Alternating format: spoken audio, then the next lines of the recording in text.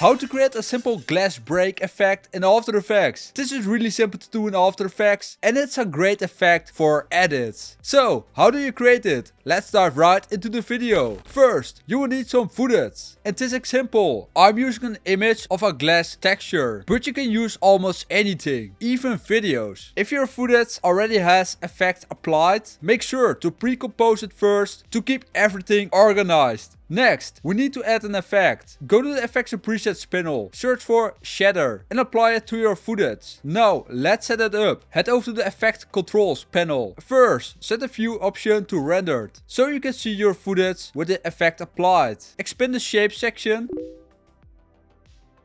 and set the repetitions value to 30. 10. Expand force 1 and set the radius to 1. Finally, open the physics tab and set mass variance to 0. Now you have a nice glass break effect. If you want the effect to happen faster, you can adjust gravity setting. For example, I will set mine to 10. And here we go. Now you have created a glass break effect in After Effects. This is all what you need to know. Thanks for watching this video. Subscribe if you want more tutorials like this.